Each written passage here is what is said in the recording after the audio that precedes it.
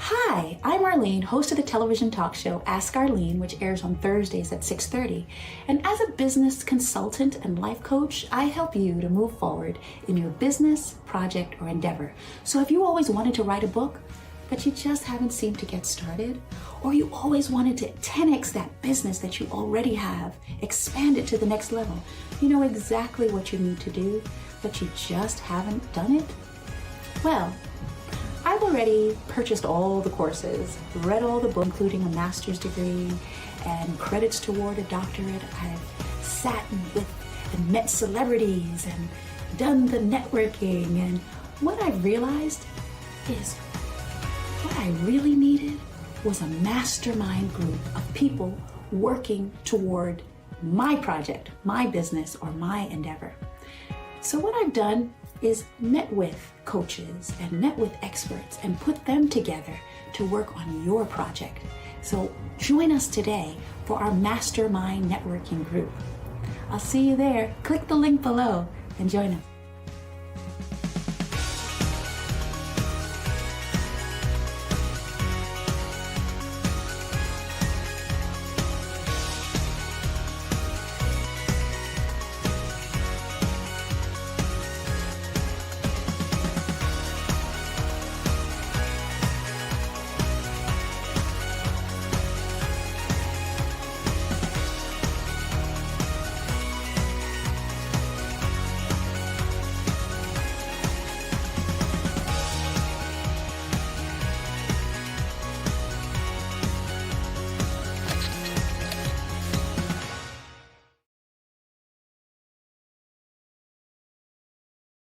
Show. We are so excited to have you on the show today because we have a special guest, a woman that I admire greatly and have been following for several years. Her name is Wanda Lee Florestine, and as usual, I am bringing to you a top-rated author.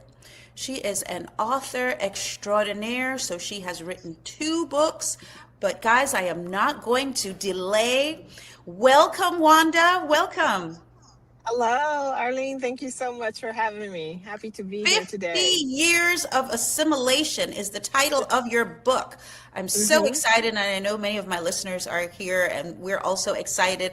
The title of the show that I'm sharing with you today is Are We Living the Dream? Dr. Martin Luther King's dream. Yes. Tell us a little bit about your background. Starting with California, I don't know. My background is long. I've been on the planet for a minute. Okay, tell But us my how you name is did it. Yes, go ahead.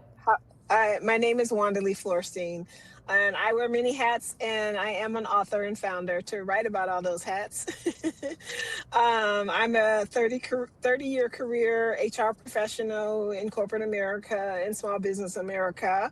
And I am a mother of 2 wonderful young adults that are have taken off, as they say, they've taken flight. And I live in the Bay Area, California currently, but born and raised in the great city of Detroit, Michigan. Beautiful, beautiful. And your business, tell us the name of your business. It is called Flow Up Productions, and Flow became kind of like a take on my initials, but reversed.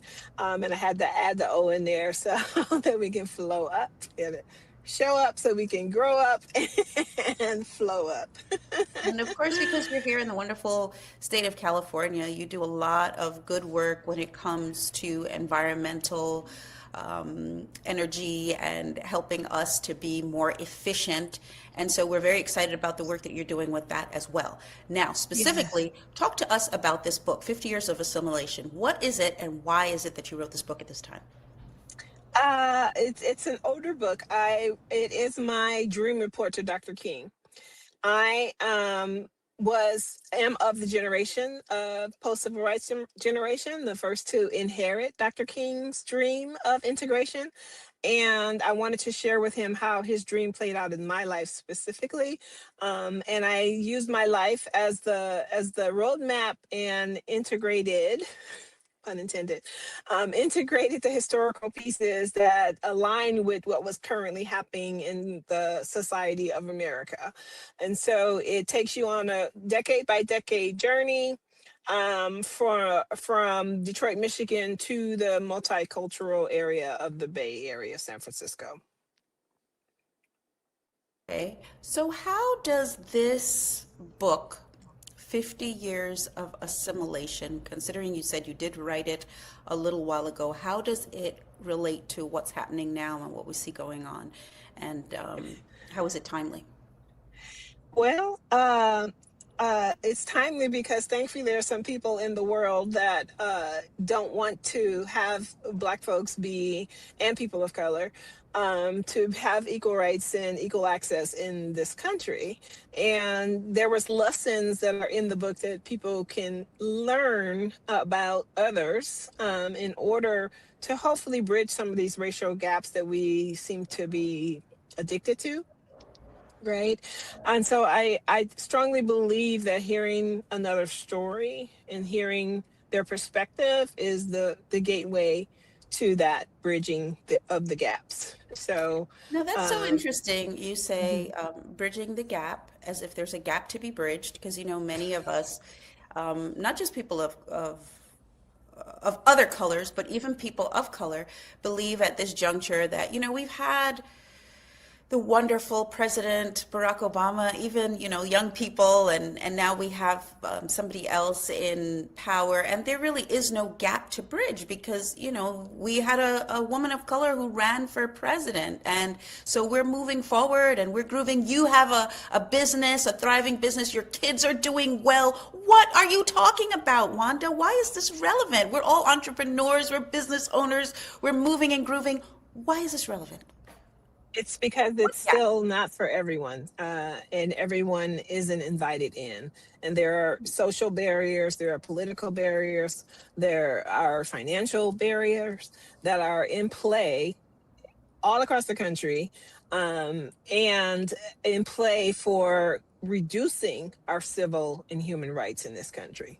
And so yeah, there's some of us who have managed to, navigate through the cracks that were, unintentionally in some cases and intentionally made for us to come through, but there's still wall builders that are trying to block and keep us out. So, what is some research that you did in putting together this book that made you come to this conclusion that there were gaps and things that were relevant that needed to be addressed? Life experience, first and Okay, give us foremost. an example. Wanda was chemically burned in a swimming pool, by a lifeguard who decided that after everyone exited because I came in, that it needed to be cleaned right in that moment while I was swimming, and poured chlorine into the pool at that time. So that's one example. Here in California? That happened here in California, Stockton, California, to be exact. At that time when I arrived here. That's just an example. There's other, I could go down the list of, that wasn't the first pool that I cleared. There's been a total of three. One was with my family in the state of Iowa on a road trip once at a hotel, that we were all together. And as soon as we came in, different people from different corners of the pool decided to leave, like right in that moment. Could have been a coincidence, maybe nothing to do with us, but it's the feeling that was in the air and the way that it happened. Yeah, I've been around a minute, so you kind of know. Wow. I remember hearing the story of Eartha Kitt, who, played Spider Woman, Catwoman. Catwoman, right, right, Hmm. and also Hmm. was in Boomerang. But Hmm. she tells us the story of her going to a pool. She was a celebrity, and them clearing the pool. But this was way back. This is Hmm. not in our time or our day and age. Like she's passed on. So you're saying this happened in our time. Your kids right now are doing very well. You have a good business right now that you're endeavoring to expand. This happened in this day and age, and it happened in a place that we consider, home and very liberal. What do you say to people right now who might say, well, Arlene, my kids are doing well. I have an entrepreneurial venture, and so I would like us to move forward from this conversation and talk about something else because it's not relevant. What would you say to them? The system's not set up for our success. Yeah, I have it, sure. However, there's been barriers that I've had to overcome where other people did not, where the door was just open, mine was just like cracked, and I had to push through in order to get what I got and to be where I am. It wasn't a warm welcome, so to speak, for me to do the things that I do. And sometimes it's the first try. Sometimes I have to try 3 or 4 or 5 times in order to get that same thing. And so the field is not level, and it hasn't been ever in this country. And yeah, we want to get beyond it because it's exhausting, quite frankly. But it's not something that I seek out or look for. It just things that happen, and it's like, why did that happen to me? And as they say, are you pulling the race card? No, no, I'm not. Those Not things had deliberately. happened. And and I could say it wasn't racial. And sometimes I have to question myself, and why am I even saying that? I'm saying that because of the adversaries that say, well, let's move beyond this, let's get by that. But at the same time, I'm feeling a certain way. So I either remember ignore my Lyndon Baines feelings. Johnson. He said that it's like we're at a starting line and everyone is at the starting line, except that many of the people of color who have experienced this systemic situation are not actually starting at the starting line. They're starting way back somewhere else. And then when the gun goes off, they're expecting everyone to get to the same point, and it kind of explains why sometimes some people aren't able to get to that point. Or if we do get to that distant point, many times you're working twice as hard. And I also remember the Vice President, Kamala Harris, saying that it wasn't the vice president. But anyway, I'm going to give her credit because I'm sure she would agree that it was said that they have to work twice as hard in order to accomplish the same things as many of their colleagues. I mean, you're a Black woman, Arlene. I know, I'm just So trying to play devil's yeah, advocate here. yeah, Because I mean, if I we hear both you. agree and we both say the same thing, we have no show, right? Understood. So Yeah. I'm listening to some of my guests and I'm saying, okay, for those who are listening that may not be on the same page, Got why it. is Yeah. this relevant? Because I believe that it's important to infuse other people in our conversation. Some people may disagree. Well, we can talk to each other and that's what's important. But I think it's important as we have the platform to also educate some that may not be clear as to why this conversation is still relevant. And I know Yeah. that when we had 2020 and all of that exciting stuff, it became relevant for a time. But many of Hmm. those advances, as you know, corporately, that were supposedly going to be implemented, many of those have passed on. And you've written this amazing book. So I want to talk a little bit more about what your findings are and giving people some meat and potatoes in terms of the dialogue and the conversation. Well, and I also was one of the, I don't know, some people say 300,000, some people say 600,000 Black women. I'm not saying that I was laid off because I was Black, but I'm in that demographic, right? And that happened last November. Um, No, I was not we aware of that. Yeah. That happened, and I've moved on. It's like, okay, well, that's my freedom card, right? I'm gonna build my own institution right now and not try to fit in another box, and build somebody else's legacy and wealth. I'm working No, on that's my own. crazy. How many years have you been in the industry? 15 years in solar specific, but we And kind you of. were a high level executive within that organization. Mhm. Yeah, tell the people. I know, but they don't know. Oh, no, I was with them for 7.5 years and had rose to senior director level. Right. There. And what was the reason? What was the rationale? Um, there was some funding cuts from federal grants and things that were projected for 5 years that got, cut, got by the new administration. So they had to, make some business calls and decisions on cutting costs. And so your cost was one of those cut. My cut was part of that cost. Yeah. I'm Okay. actually, I see myself on camera right now and I'm like, hey, I just said that and I smiled. So the healing has happened, right? Well, sometimes we laugh about things not because they're funny, but because we don't really have a good alternative, because the alternative is to be distressed, depressed, sad. And so, I mean, we laugh. That era has passed. It happened and it kept moving beyond my body. So I only said that to say, I'm like, hey, I said that and I'm smiling. I wasn't laughing like at me or laughing at the situation, but smiling like, hey, I said that. And I didn't have Yeah. an I emotional don't know if reaction you're in my body. privy.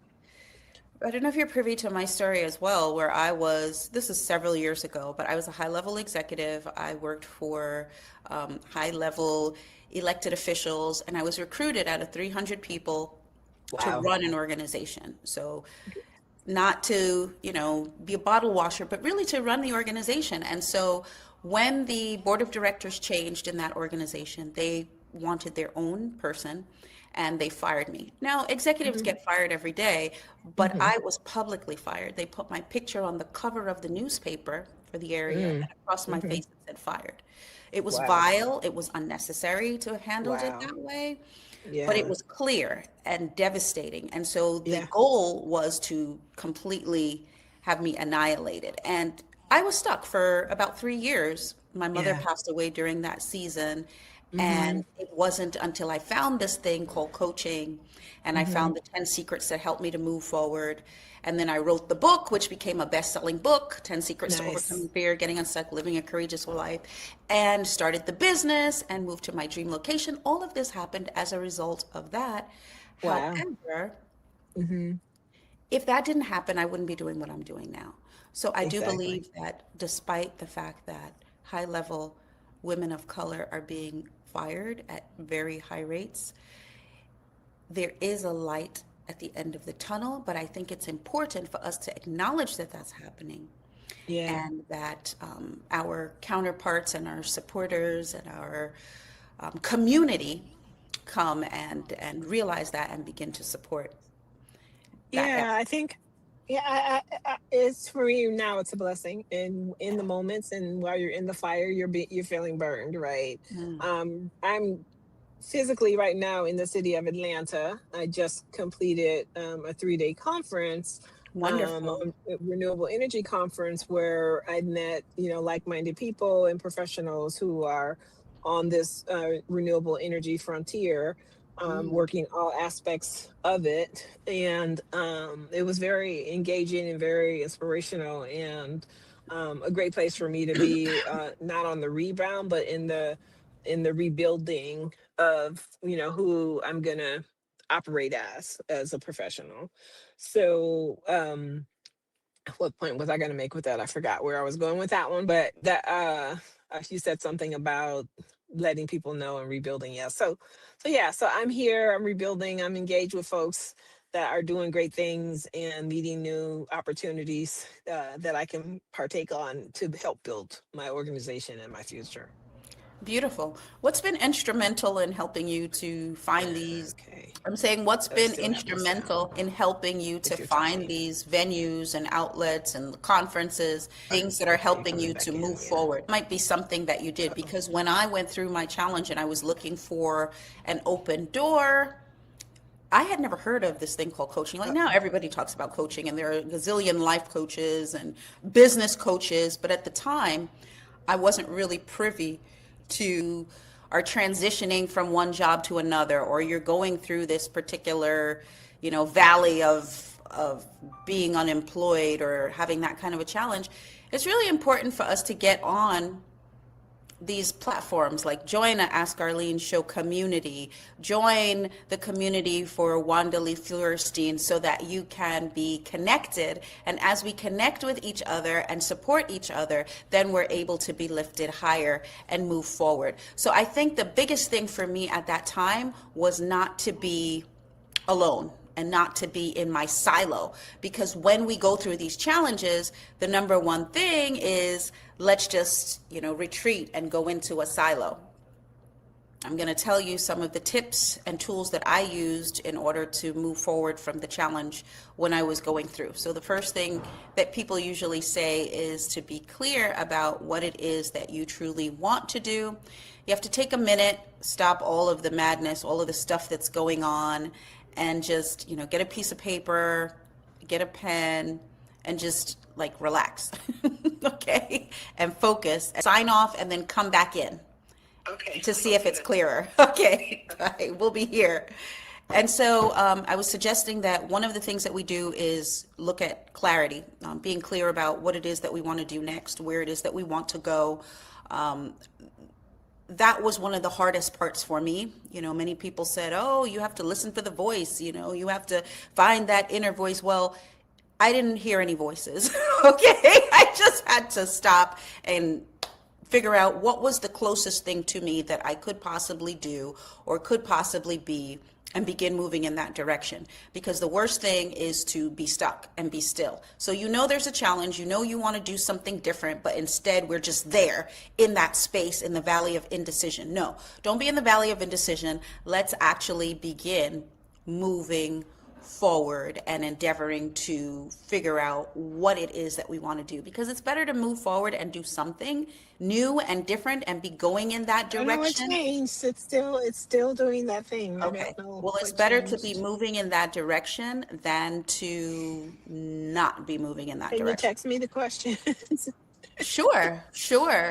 If you can hear me, one of the things that I was asking her, that I am also answering in the meantime while she's reading the text and figuring out what she's going to say, is what are some things that she did while she was endeavoring to move forward after layoff. And I said, the second thing that I did was I had to visualize myself being in that situation, in another situation, the situation so that I thought was better. Moving forward, I decided that, I had decided to use everything that I've learned and create my own consulting organization.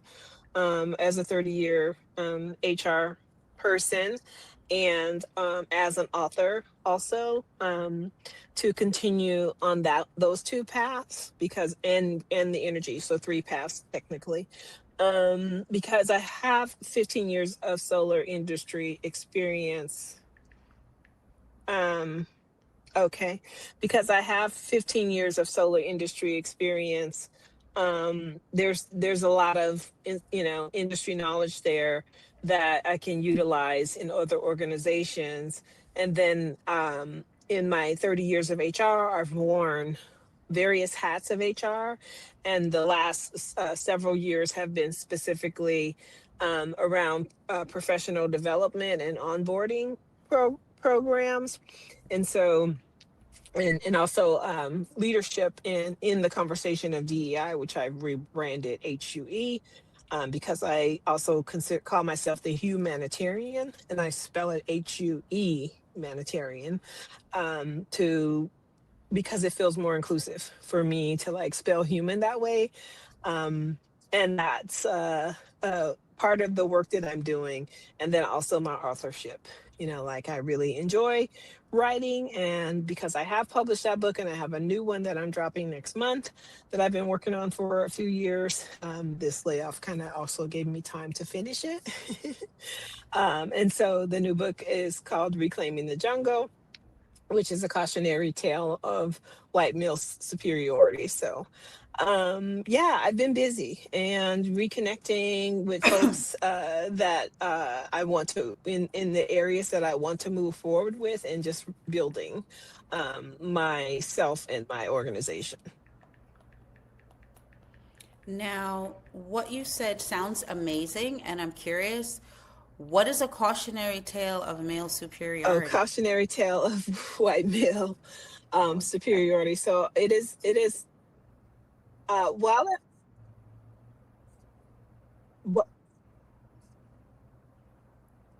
while I was at my former organization, and part of our research to train people on diversity, equity, and inclusion, we were taking a test called the IAT, which is implicit assessment test. I think it was researched and manufactured by Harvard and University of Virginia, University of Washington, and one other institution I'm not uh, remembering off the top of my head. But it basically rated your levels of unconscious bias. And when I took the test, I discovered that I had an affinity for white men, affinity bias towards white men. And I didn't understand that, given my growing up in Detroit, having six brothers, having, Black people all around me for the formidable years of my life. And I concluded in that analysis that I the TV watching was the thing that had that be an unconscious affinity for myself. So the book is kind of a cautionary tale about watching and consuming so much TV and media, that we basically become what we consume. So I walk the readers through my journey of consumption, and also pull in a little bit of history and civic life to make the point. So that's what it's about. Wonderful.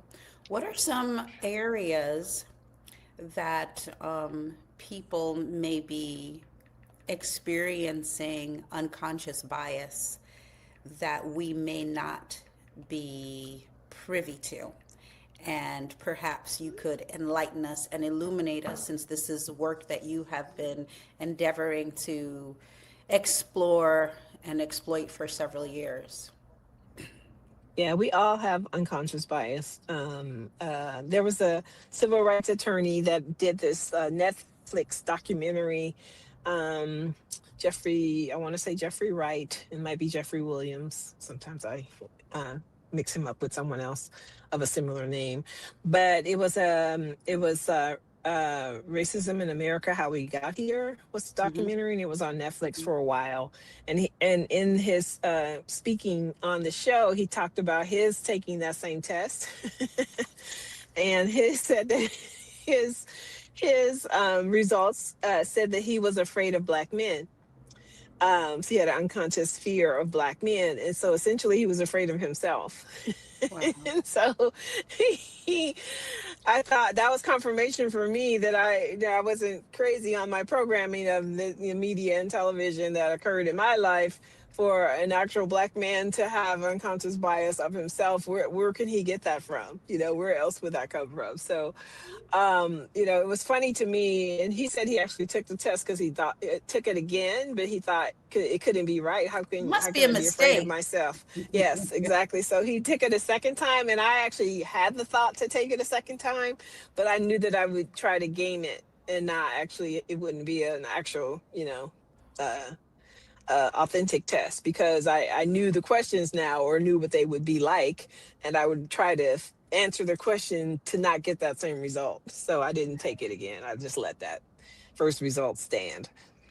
Well, I think we only have a couple minutes left for the show, but I think that's really a good point that many people may not be privy to as we're having this conversation about implicit bias and race. It is important to note that we all have bias, and that's why the test reveals it, and that's why the test is so important. So I took that test. My retirement job was supposed to Mm. be to just work with kids and teach because I love kids. And so I had to take that test as a teacher to determine how I was treating the students, because we want obviously teachers that are going to, treat students in the best possible light. And of course, I love kids. I'm like, oh, I'm a great person. I don't have any bias against the kids. But when I took the test, I realized, oh, yeah, you're right. We're all subject to our community. We're all subject to the television, to the news, to the media. And so it's really important, as we're closing out, if there's a message, I guess, to monitor exactly what it is that we're putting in, because in our society today, it's so easy to just get information that is complicit with whatever it is that you already believe. So because of the new algorithms, only things that come to you are going to be things that you agree with, things that you like. And that's not a real world. Yeah. How are we to move from the bias if we're only subject to the things that make us happy? Or expand. You gotta expand. Just continue to expand your circle. The world is expansive. Be expansive. So that we can get some of the realities of what's going on. My grandmother had a saying, a man convinced against his will is of the same opinion still. So we have to be open to, so we have to be open to truth and open to reality, which is what I think really happened in 2020. And we're really seeing as a community how many of those thoughts of the past are actually, being manifested today. So it was hidden, but now it's coming to light. That part. So I just want to say thank you so much for spending these 30 minutes with us today, Wanda. Thanks for taking time from your conference, and hopefully we're going to come on again with you where you can actually hear us. And we'll be better prepared so that we have a much better interview. But thank you for your time. We do appreciate it. Thank you, our listeners. And thank you to our co-executive producer, Gary. And have a great week. We'll see you Thanks, next week. Arlene. I appreciate you. Thank you. Bye-bye.